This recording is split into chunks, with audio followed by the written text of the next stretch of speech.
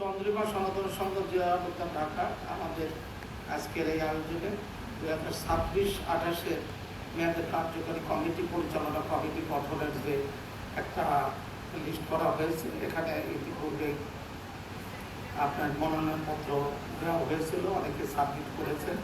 সেটার উপর পর্যালোচনা করে দেখে শুনে অনেক অনেক জায়গাতে একজন করে ক্যান্ডিডেট করছে, সেদিন ইলেকশনে যাওয়া হয়নি। এইটার যে পদগুলো আছে আপনারা জানেন, সভাপতি পদে উনি আগেও ছিলেন, এবারও করা হচ্ছে বিনয় কৃষ্ণ পোদ্দার মহোদয়। সহসভাপতি পদে তাপস কুমার সাহা মহোদয়কে 1 নম্বরে, 2 নম্বরে অলিশুর মহোদয়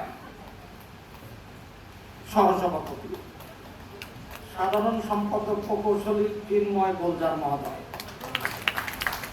যুগ্ম সাধারণ সম্পাদক কবির কুমার সরকার আশিস, 2 নম্বর নিখিল রঞ্জন সাহা, অর্থ সম্পাদক পরিতোষচন্দ্র শিকদার। পরিতোষদা আমাকে বলেছেন আমি পদে দাদা আমি আর থাকতে চাই না। তা আমি বললাম যে আপনি ফর্ম ফিল আপ করলেন কেন? তো বলতেছি দাদা আমি তো করে দিছি, আমি তো সবাই আমার কাছে বলতে পরিতোষ ফিরত এক নামটা কাটবেন না, আমার অন্য জায়গা দেন তাও দাদা দেন। তা আমি ওনাকে অনুরোধ করছি যে আমি আর আপনার নাম কাটবো না, নিচে উপরে দেবো না, ওখানে রাখবো, আপনার দাদা এবছর এই 2 বছর চালায় থাকি। ওই পরিতোষ চন্দ্র শিকদার মহোদয়, সহ অর্থ সম্পাদক মন্টু কুমার ঘোষ, সাংগঠনিক সম্পাদক শঙ্কর বণিক,